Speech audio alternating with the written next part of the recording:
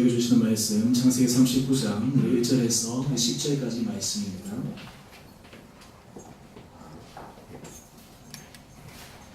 창세기 39장 우리 1절에서 10절까지 말씀 우리 한 절씩 말씀 교독하도록 하겠습니다.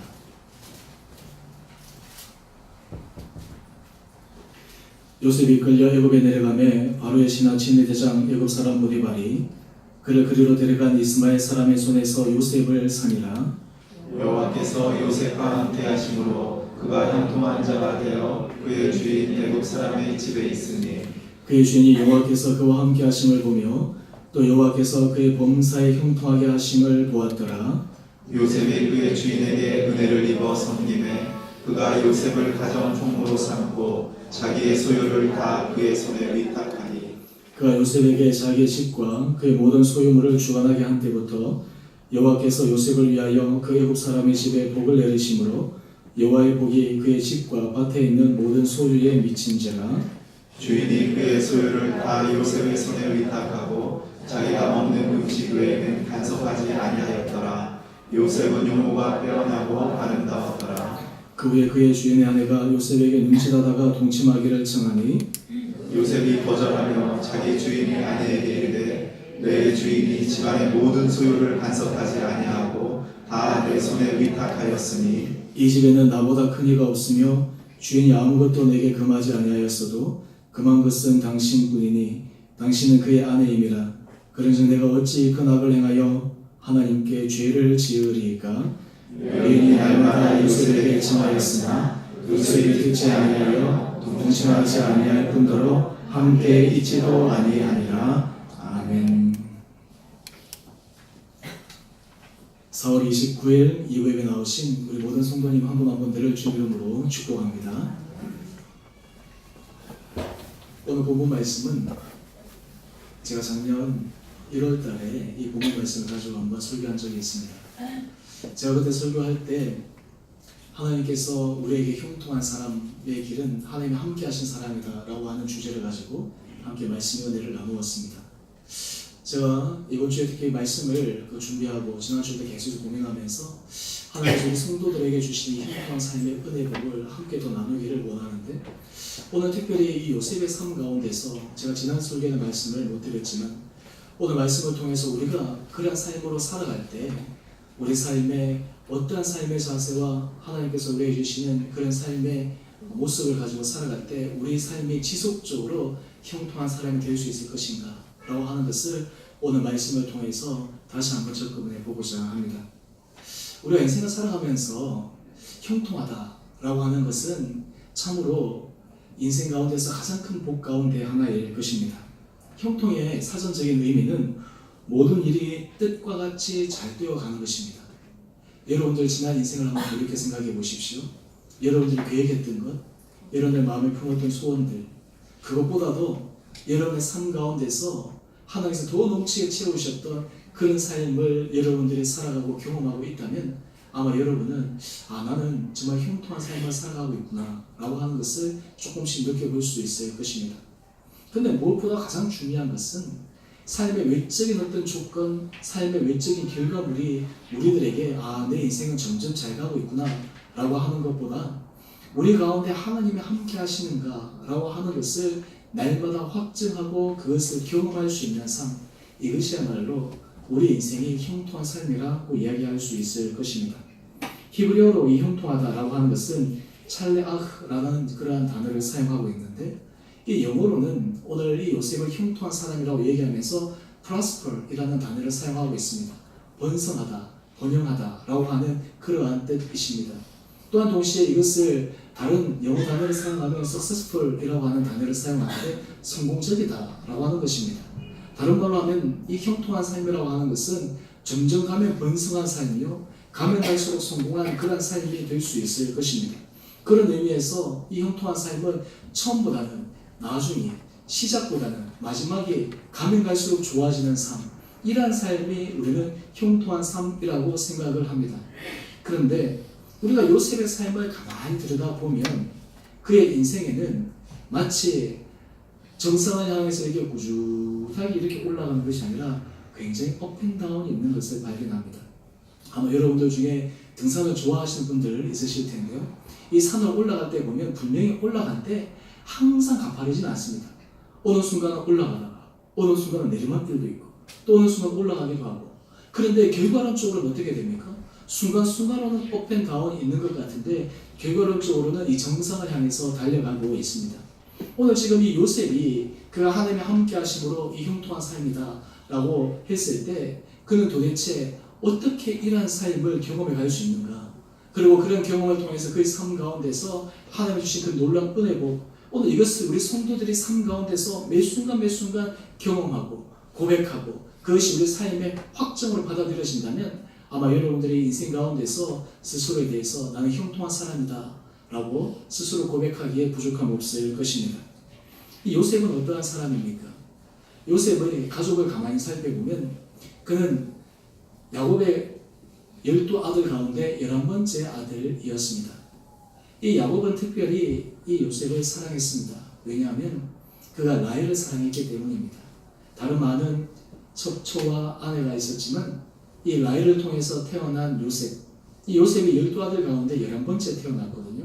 노년을 얻었다라고 성경에 쓰는 이야기를 하는데, 그래서 이 야곱이 이 요셉에 대한 그 애정은 특별합니다. 사실 야곱이 이렇게 하면 안 되는데 12아들 가운데서 이 유독 요셉만 편애합니다.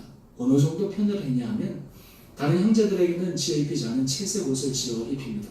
사실 부모가 이렇게 그냥 두드러지게 이 편애하기 시작하면 사실 형제들 사이에 시기 질투가 발생해서 문제가 일어납니다. 그래서 사실 부모 입장에서는 이 자녀들에게 공평하게 사랑하고 하는 것이 필요합니다.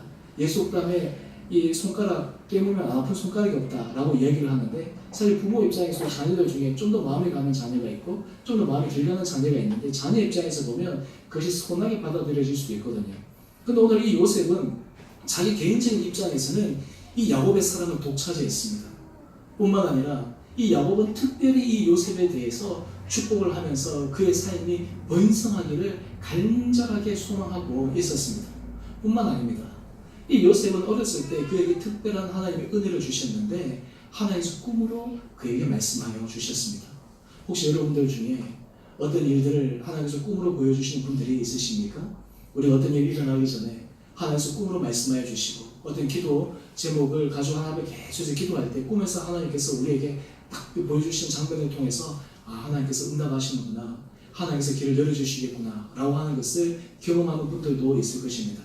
이 요셉은 꿈꾸는 소년이라고 하는 별명을 가진 것처럼 그는 참 꿈을 잘 꾸었는데, 특별히 그는 일생 동안 붙들 수 있는 그런 비전의 꿈을 하나님께서 그에게 주셨습니다. 곡식단들이 그에게 절하는 꿈이었습니다. 뿐만 아니라 해와 달과 별들이 자기에게 절하는 꿈이었습니다.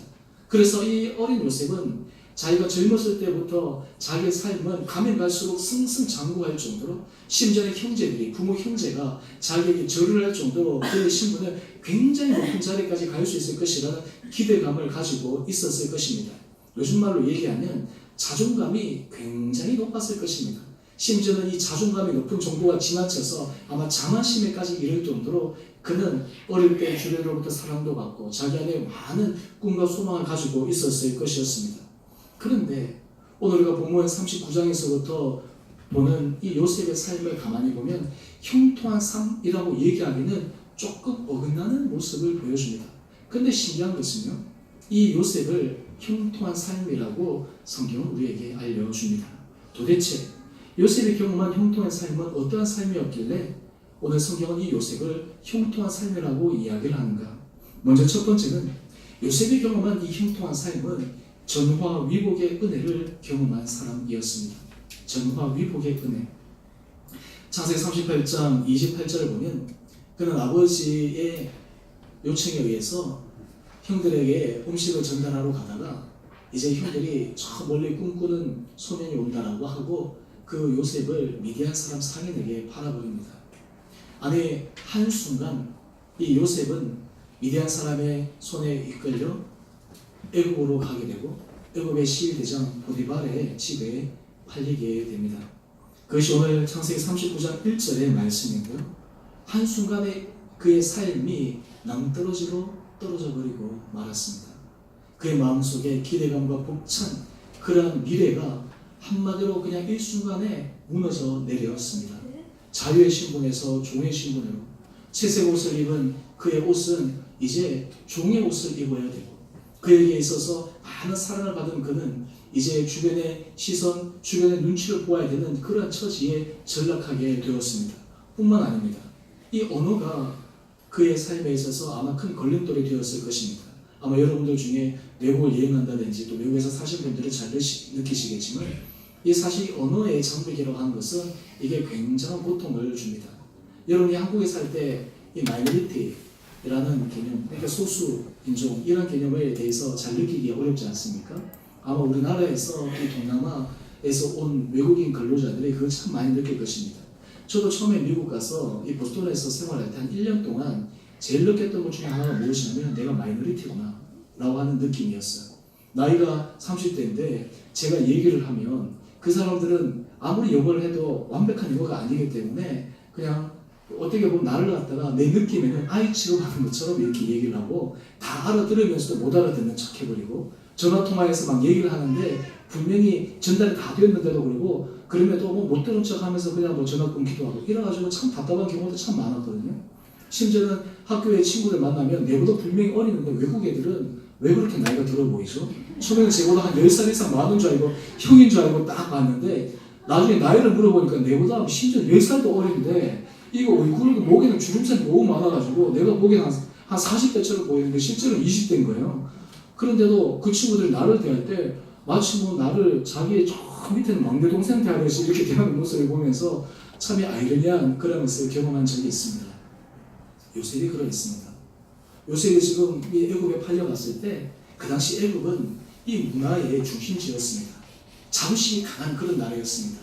그런데 이스라엘에서 팔려온 이 주인, 이 종, 뭐 그 나라에서 주목하겠습니까? 많은 종들 가운데 하나일 뿐이었는데 이때 이 요셉의 마음은 어떠했을까요? 아마 깊은 상실감에 빠져 있었을 것입니다.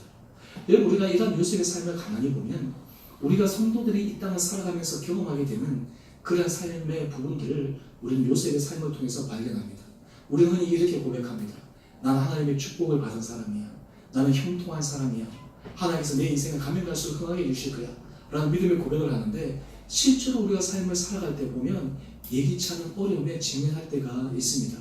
어떤 의미에서 왜 이렇게 힘든 가운데 하나님께서 나를 몰아붙이실까? 하나님께서 분명히 나에게 약속하시고 하나님께서 나에게 분명히 좋은 길로 인도하겠다고 말씀하셨는데 왜 내 길이 자꾸만 힘들어질까?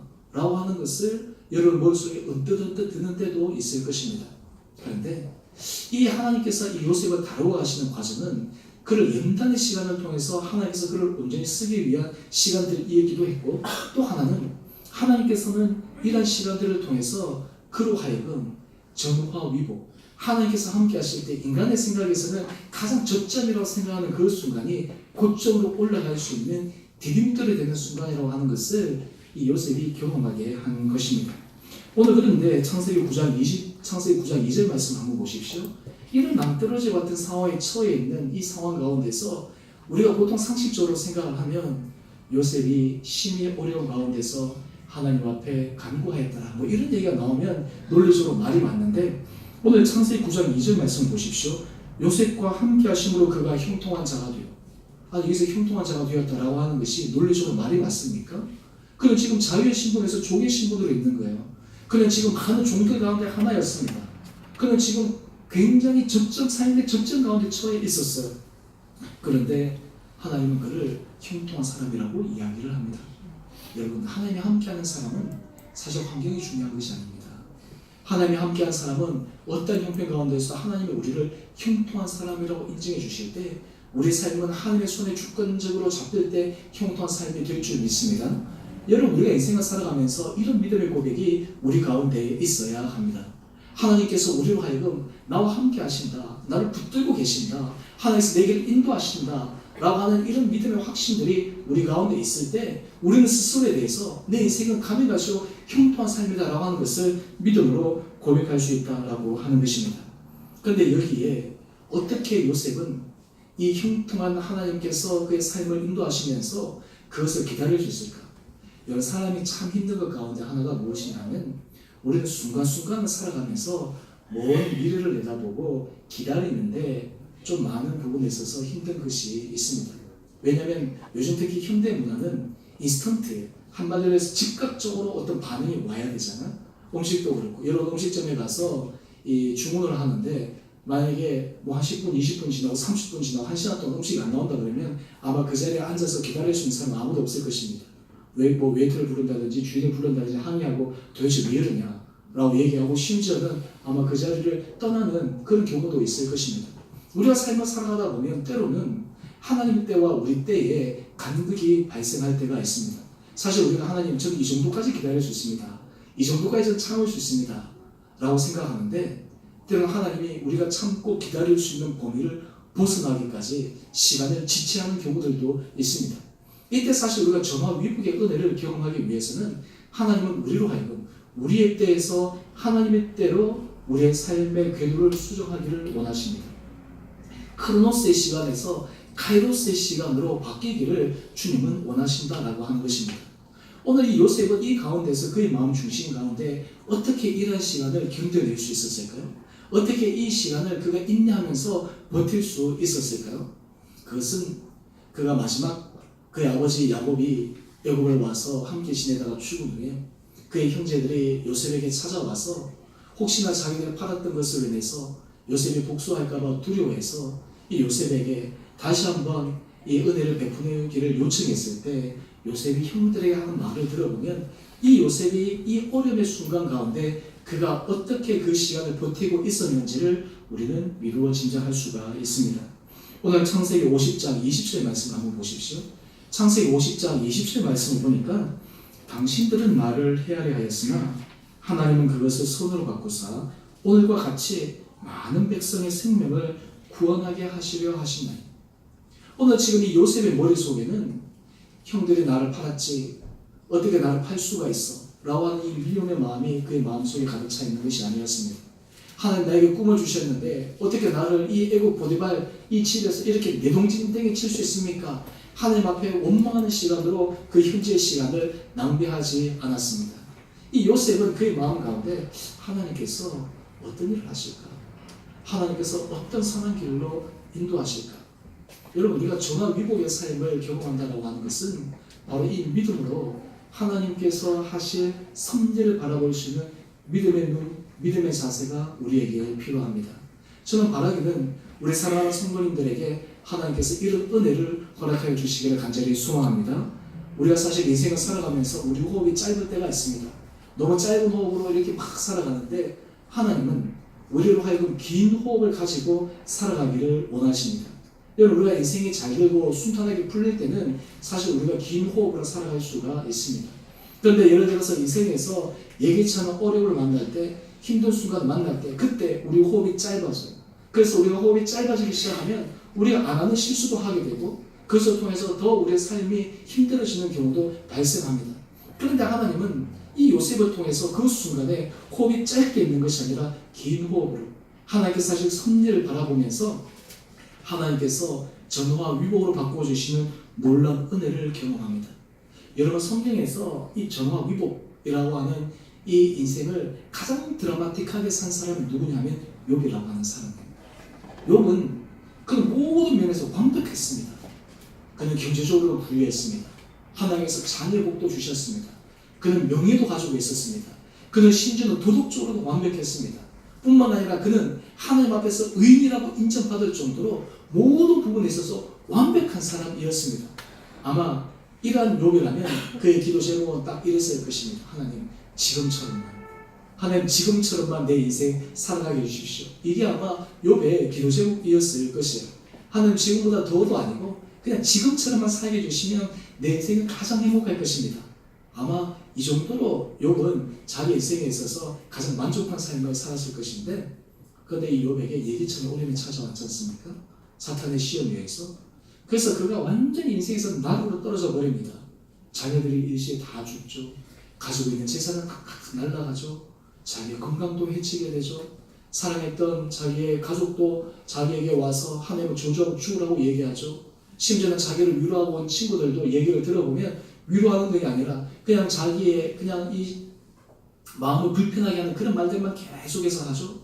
심지어는 극기하는 이 욥이 나중에 하나님에 대해서 원망하는 그런 말들도 하고 있지 않습니까? 근데 욥의 마지막 장면에 가면 참 놀라운데 하나님께서 욥에게 나타나셔서 이러한저러한 질문을 하면서 이 욥의 중심을 다시 바로 세우십니다. 그때 욥이 한 고백이에요. 욥기 42장 5절 말씀입니다. 내가 주께 대하여 귀로 듣기만 하였사오니 이제 눈으로 주를 배움나이다. 참 놀라운 것은 욥이 그렇게 많은 은혜의 복을 받았는데 그때까지만 해도 하나님에 대해서 귀로만 들은 하나님, 간접적인 하나님, 어떤 의미에서 직접적인 하나님의 은혜가 아니라 간접적인 그 하나님의 은혜에 머물러 있었는데 어떤 의미에서 이 깊은 고난과 절망과 좌절을 통해 하나님의 직접적인 은혜를 경험하는 것입니다. 요셉으로 얘기하면 하나님이 그와 함께 하셨다라고 하는 것을 그의 가슴 깊은 가운데서 다시 한번 느끼는 거예요. 그때 하나님께서 이 욥에게 주신 놀라운 은혜 복이 있습니다. 그것이 바로 욥기 42장 12절 말씀인데 여호와께서 욥의 말년에 욥에게 처음보다 더 복을 주십니다.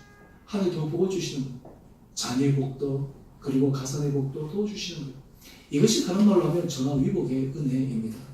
여러분 믿는 사람들은 하나님 앞에서 늘 담대하게 걸어갈 수 있는 그 길이 여기에 있습니다. 하나님 우리 믿음의 사람들에게 전화위복의 은혜를 경험하여 주십니다. 때로는 지금 현실 상황 가운데서 우리가 그 앞에서 자기 자신의 연민에 빠져서 자기 자신의 불평에 빠져서 과거에 빠져서 살아가기를 원하는 것이 아니라 하나님께서 전화위복으로 우리의 삶을 새롭게 바꿔줄 수 있다고 하는 믿음의 시선으로 그 길을 걸어가기를 주님은 원하십니다. 오늘 말하기는 하나님이 함께 하심으로 우리가 형통한 사람임을 고백할 때 우리가 좋을 때도 때로는 우리가 삶에 있어서 참 힘든 그 순간에서도 전화위복의 은혜를 주시는 주님의 사랑의 손길을 기억하며 하나님 앞에서 나는 형통한 사람입니다 라고 하는 믿음의 은혜 고백이 여러분 가운데 있게 되기를 주님 이름으로 축원합니다. 아멘. 유한양행의 창업자인 고 유일한 박사님의 이야기입니다. 이분은 독실한 크리스찬인데 독립운동가요, 교육가요, 그리고 기업가로 많은 미담을 남겼습니다.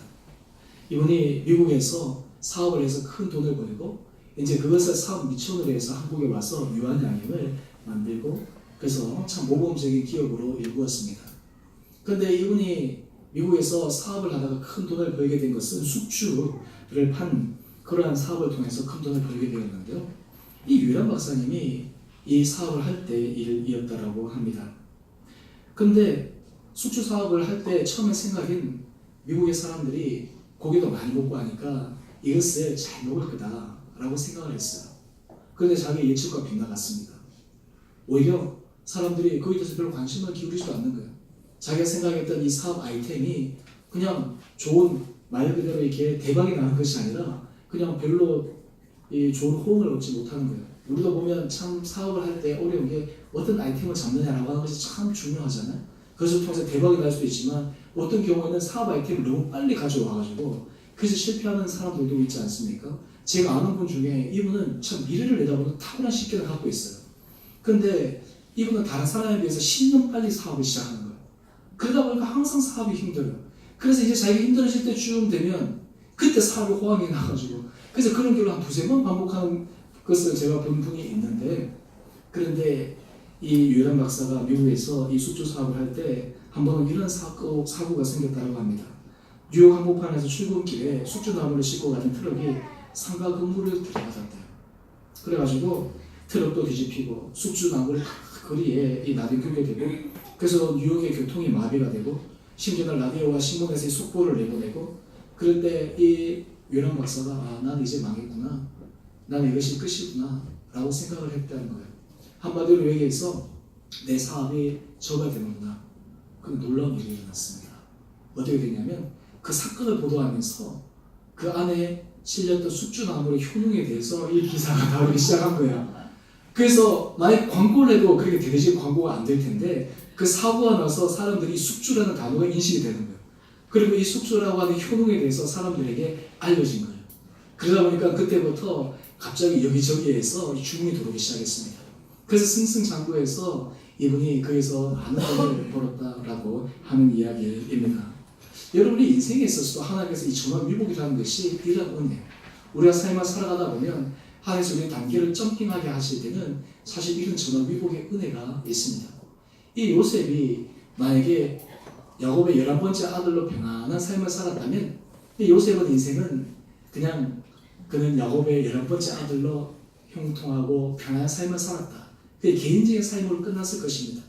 그런데 그가 지금 애굽으로 팔려와서 어떤 의미에서 인생이 나락으로 떨어졌기 때문에 그는 한 가족의 사랑받는 아들의 삶에서 그는 온 민족을 구원하는 구원자로 역할로, 심지어는 구약에서 예수님의 모델로 그런 삶을 사는 전화위복의 은혜를 경험하게 된 것입니다. 여러분, 바라기는 우리가 삶 가운데서 하나님께서 이런 은혜로 하나님께서 이끌어 주신다고 하는 승리를 바라보며 믿음 안에 걸어가신 은혜가 저와 여러분 가운데 있게 되기를 주님 이름으로 축원합니다. 하나님께서 이런 은혜를 주실 때 이 요셉에게 하나님께서 부어주신 그 다음에 축복은 무엇이냐면 함께하는 사람이 축복을 받는 은혜를 경험했습니다. 우리가 형통하다라고 했을 때 많은 경우에는 우리 개인과 우리 자녀와 우리가 하는 이 부분에 대해서만 집중할 때가 있어요. 그런데 하나님께서 요셉을 축복하시는 데 보면 참 신기하게도 이 요셉을 통해서 주변이 복을 받게 하시는 거예요. 오늘 창세기 9장 3절 말씀을 보니까 주인이 여호와께서 그와 함께 하심을 보고 여호와께서 그의 범사에 형통하게 하심을 보았다. 하나님께서 이 요셉이 하는 것마다 잘 되게 하는 거예요. 그래서 창세기 9장 4절 말씀을 보니까 이 주인이 요셉을 가정 총무로 삼습니다. 가정의 모든 일을 이 요셉에게 위임합니다. 그랬는데 어떤 일이 일어났습니까? 창세기 9장 5절 말씀 한번 보십시오. 창세기 9장 5절 말씀인데 요셉에게 자기의 집과 그의 모든 소유물을 주관하게 한 때부터 여호와께서 요셉을 위하여 그 애굽 사람의 집에 복을 내리심으로 여호와의 복이 그 집과 밭에 있는 모든 소유에 미친지라. 여러분, 우리가 하나님께서 우리 가인에게 주시는 그 은혜 복은 자칫 잘못하면 우리 자신만이 받는 복에만 국한되어 있으면 그것은 사실 기복적인 신앙이 될 것입니다. 사실 하나님께서 믿음의 사람들에게 놀라운 은혜 복을 허락하여 주시는 것은 그 사람을 통해서 주변 사람이 은혜 복을 받을 수 있는 문을 열어주시기 위한 하나님의 놀라운 섭리가 담겨 있음을 우리는 기억해야 합니다. 여러분, 하나님께서 아브라함이 주신 축복 말씀 있지 않습니까? 내가 너로 하여금 복의 근원이 되겠다. 사실 우리는 여기에만 집중하고 있는데 하나님께서 이 아브라함이 복의 근원이 되겠다라고 말씀하시면서 그에게 계속해서 주시는 약속의 말씀을 보면 참 놀라운 말씀이 있는데 창세기 12장 3절 하반절의 말씀입니다. 이렇게 성경은 아브라함에게 약속합니다. 땅의 모든 족속이 너로 말미암아 복을 얻을 것이라. 여러분, 그리스도인들이 왜 복을 받아야 되겠습니까? 이 땅 가운데 사람들이 왜 하나님께서 형통한 은혜 복을 부어주셔야 되겠습니까? 우리를 통해서 다른 사람이 함께 복을 받을 수 있는 하나님의 다른 인생의 문을 열어주시는 것을 경험할 때 하나님께서 우리가 지금 하나님의 사람임을 증명할 수 있는 삶이 되기를 원하는 것입니다. 사실 요즘 한국 사회에 왜 기독교 그리고 교회 이런 부분들에 대해서 사회적인 그런 많은 지탄의 소들이 있습니까? 이유는 딱 하나예요. 하나님께서 우리 한국교회에 많은 은혜 복을 부어주셨습니다. 하나님께서 우리 믿는 사람들에게 놀라운 축복을 해주셨습니다. 그런데 이 축복이 이 안에만 가둬져 있고 교회 안에만 자기끼리만의 잔치가 되고 심지어는 그것을 통해서 하나님께서 하시는 주변이 함께 더불어 살아갈 수 있는 그 은혜 복에 우리 그리스도인들이 많은 생각들을 나누지 못하고 있기 때문에 그것이 오늘 이 사회에서 어떤 의미에서 비판의 소리지만 또 하나는 아쉬움의 소리에 나가고 있는 것이 아니겠습니까? 저는 바라기는 여러분들 하나님 앞에 간구하고 기도할 때마다 하나님 저로 하여금 형통한 사람이 되게 하여 주십시오. 하나님 우리 자녀들이 형통한 사람이 되게 하여 주십시오. 우리 가정이 형통한 가정이 되게 하여 주십시오. 우리가 하는 일이 형통한 기업의 일이 되게 하여 주십시오. 라고 이 기도할 때는 그 기도에 붙는 것이 있습니다. 하나님 우리를 통해 나와 함께 있는 사람, 나와 더불어 있는 사람이 함께 복을 받게 하여 주십시오. 이것이 바로 하나님께서 형통한 사람에게 주시는 은혜의 복일 줄 믿습니다. 저는 바라기는 우리 사랑하는 성도님들에게 하나님께서 이런 은혜의 복을 허락하여 주시기를 주님 이름으로 축원합니다. 여러분들이 있으므로 여러분들을 통해서 주변의 사람들이 잘 되고 여러분들이 있으므로 주변의 사람들이 형통하게 되고 여러분들이 있으므로 주변의 일들이 술술술술 풀려가는 은혜가 있게 되기를 간절히 원합니다. 그때 하나님께서 이 사람은 정말 하나님이 함께하는 사람이구나 라는 것을 우리가 입술로 스스로 얘기하지 않아도 하나님께서 신이 일로 증명해 주시리라 확신합니다. 오늘 형통한 사람은 바로 이런 은혜 복을 받아 누리는 사람입니다. 세 번째 중요한 것이 있습니다. 우리는 사실 여기까지의 삶에서 가만히 들여다보면 이것으로 우리 인생을 편안하게 살아갈 줄 아는데요.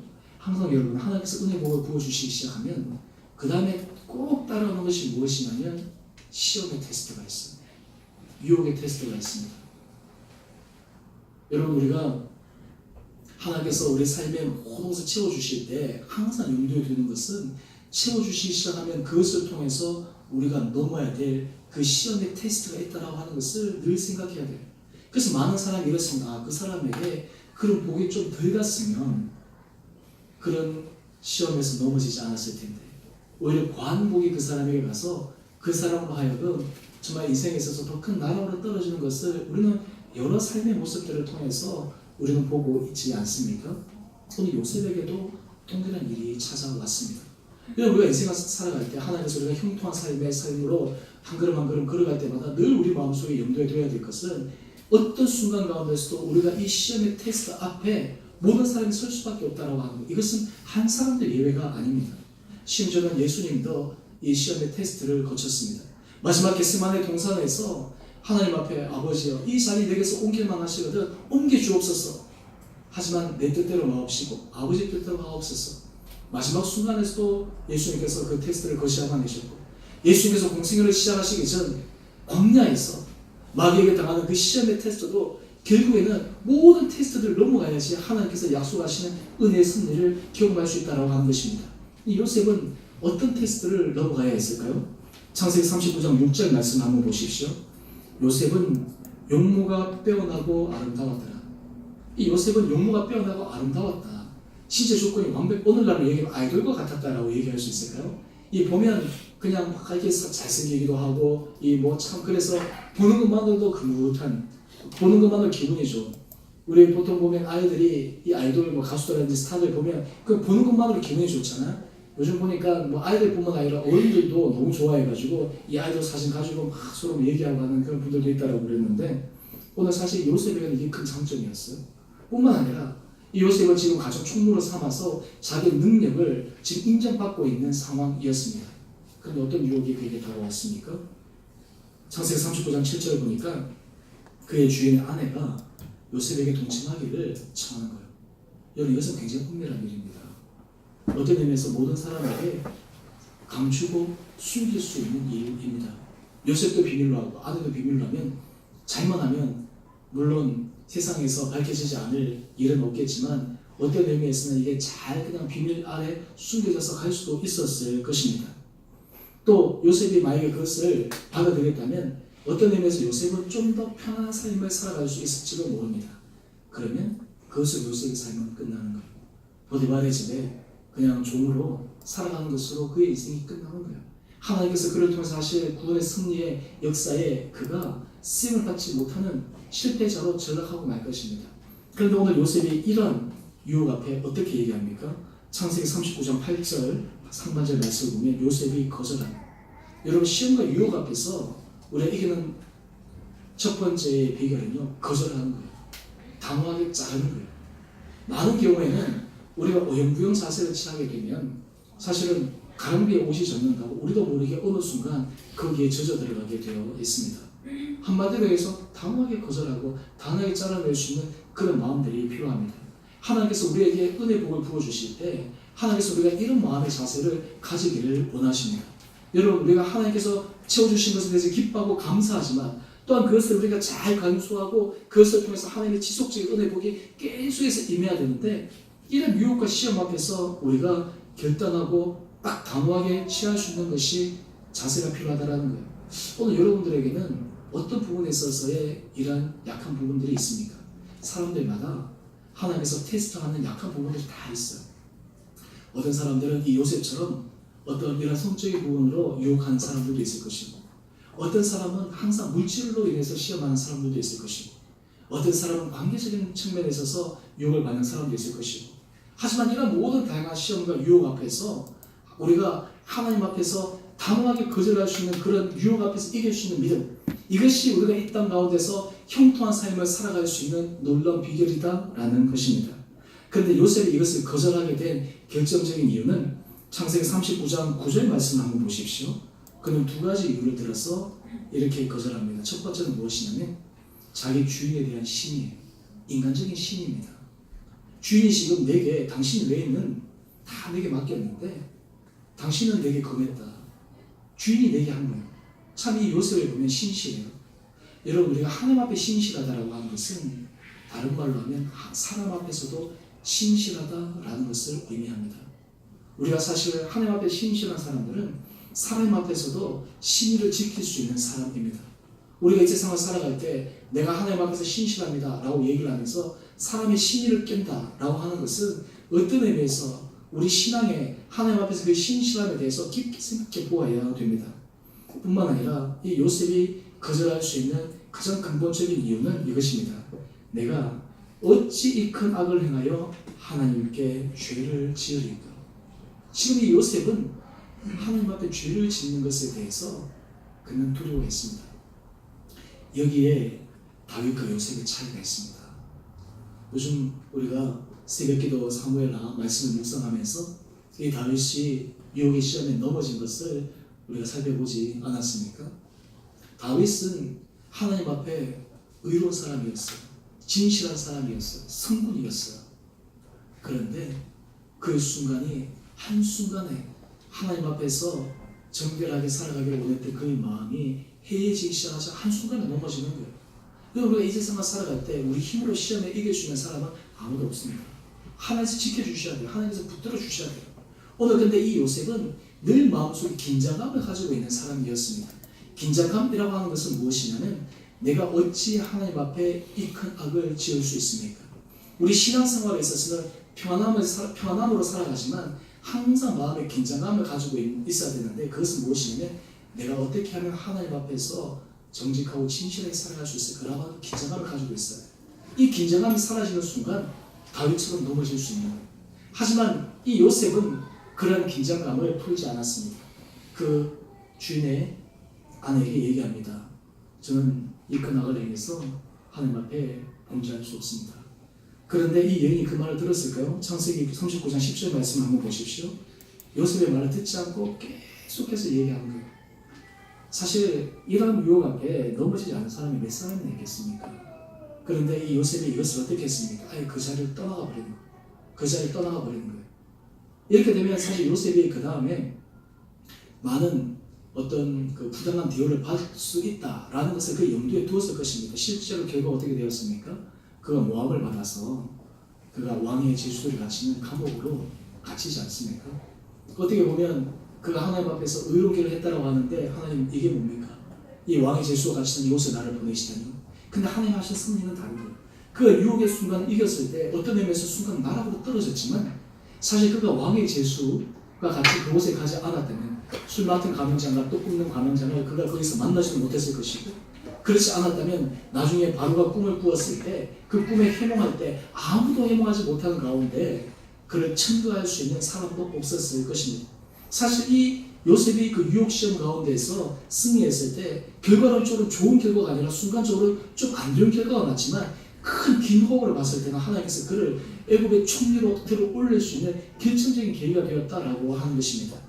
우리가 바라기는 우리 삶 가운데서도 이러한 하나님의 거대한 승리를 바라보면서 날마다 믿음의 시험과 유혹 앞에서 승리하며 살아갈 수 있는 여러분 되기를 주님 이름으로 축원합니다. 시편 1편 1절 말씀입니다. 우리 시편 1편 1절 상반절 말씀 우리 다 같이 한 목소리로 함께 읽어봅시다. 시작. 복 있는 사람은 악인들의 꾀를 따르지 아니하며 네. 복 있는 사람은 악인들의 꾀를 따르지 아니하며. 저는 바라기는 우리 모든 사랑하는 성도님들이 이런 마음의 자세를 가지고 이런 삶의 중심을 가지고 살아갈 때 여러분의 삶은 가면 갈수록 점점 형통한 은혜의 축복을 부어주시리라 믿습니다.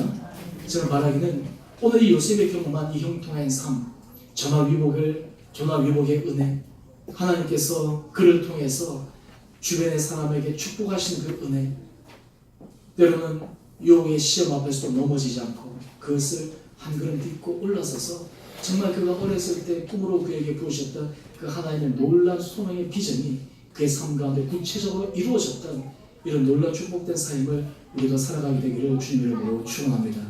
저희 말씀을 준비하며 특별히 우리 사랑하는 성도님 여러분 한 분 한 분들이 정말 형통한 삶으로 살아갈 때 하나님께서 여러분의 인생의 길이 가면 갈수록 우리의 문을 열어주시고 모든 상황과 형편 가운데서도 하나님의 큰 승리 가운데서 우리의 믿음 가운데서 온전히 붙들어 주시게 되는 축복의 은혜를 경험할 수 있는 우리 모든 성도님 되시기를 다시 한번 주님 이름으로 축원드립니다.